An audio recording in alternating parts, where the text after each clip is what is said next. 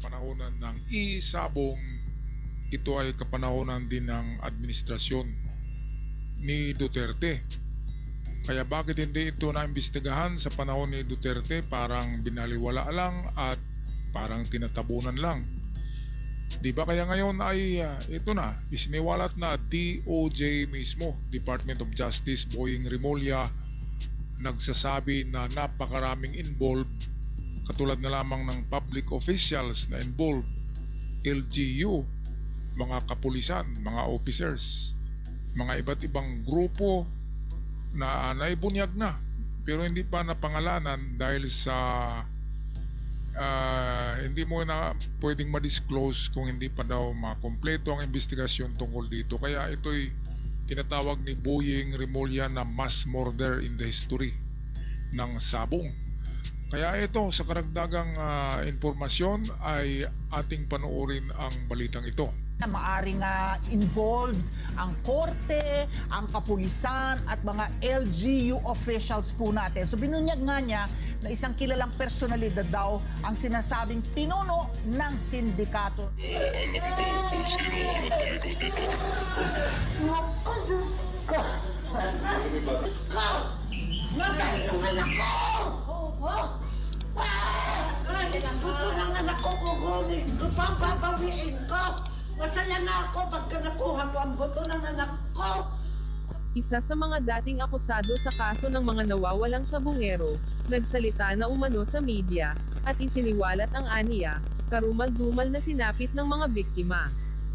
Kinumpirma naman ni Department of Justice Secretary Jesus Crispin Remulla, ang pakikipagtulungan, o arrangement sa Philippine National Police, ukol sa isyu ng mga nawawalang sabungero. Ito'y kung saan, nais nilang mabigyang linaw, ang kumalat na balitang pagkumpisal umano, ng kinilalang testigo na si alias Tutoy, na inilibing umano sa Taal Lake ang mga sabungero, matapos lukutin at patayin.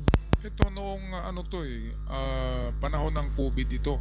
Kasi ako'y nag-treasure hunt noong 2019, COVID yon. At ang mga kasamahan ko sa aking pag-treasure hunt ay tumataya dyan sa Isabong. Ibig sabihin, nag-umpisa tong Isabong 2019, panahon ng COVID.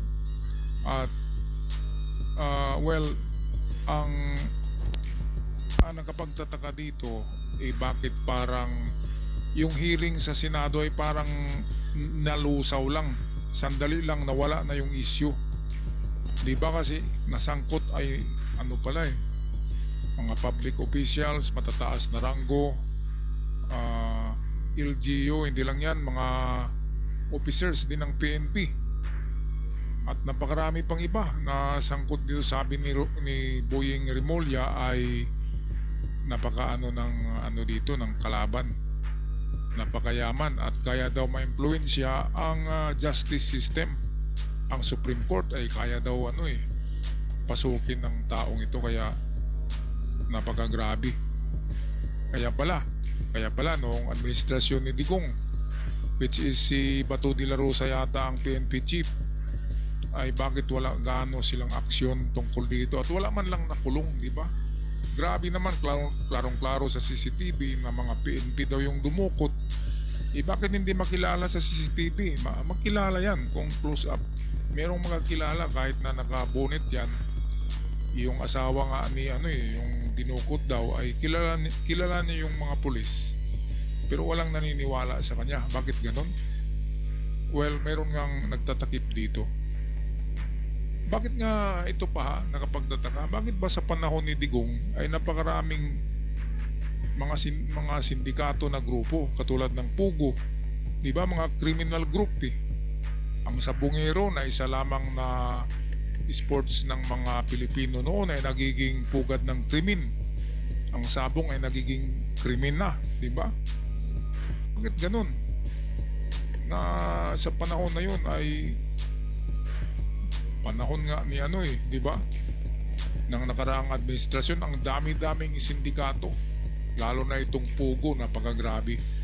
At yung sabong na yan, Isabong, akala ko ba naman ay yung mga lang dyan, yung mga narinig natin na itinapon o itong tinitigok, ay mayroong lang atraso sa mga sa mga nagsusugal. Hindi pala, mas malalim pala ang nito. Ang sanhi, mas malalim.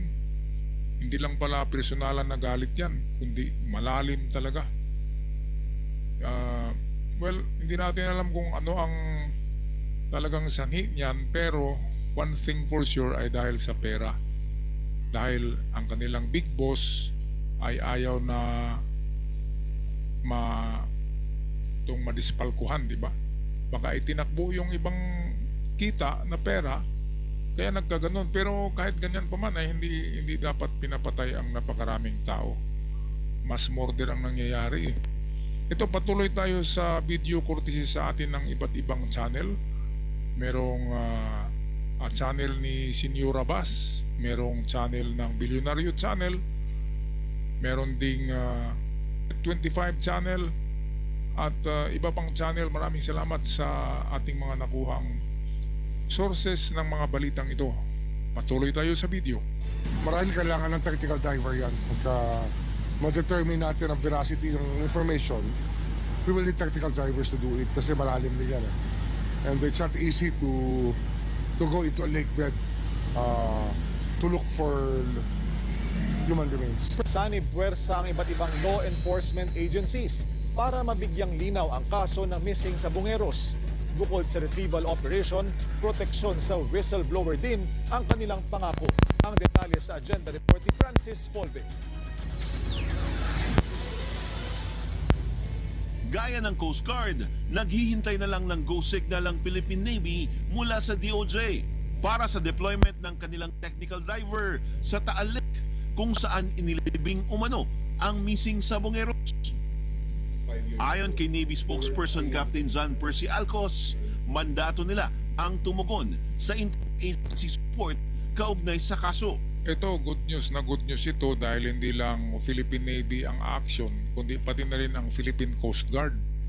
At hindi lang yan, hihingi pa ng tulong si Rimulya, ang DOJ, hihingi ng tulong sa Japan sa mga eksperto ng underwater search ng katulad niyan. Kaya ang pinagtataka natin ay bakit sa panahon ng nakaraang administrasyon ni Digong ay hindi man lang silang umaksyon ng ganito na dapat gamitin ang Philippine Navy, ang Philippine Coast Guard at hingi ng tulong sa mga eksperto ng search sa ilalim ng karagatan. Bakit parang walang aksyon? Bakit parang tinatabunan lang? Napakarami pala niyan, hindi lang pala 34 kasabungero yan. Nitong bago lang na salaysay ni alias Tutoy ang nag-iisang whistleblower dyan. Si Tutoy nga pala ay isa sa malaking ranggo ng isabong, kaya alam niya ang mga kalakalan dyan sa loob. At kilala niya yung sinasabing Lady Tiger na magandang artista na kasali daw dyan kapag nagmi-meeting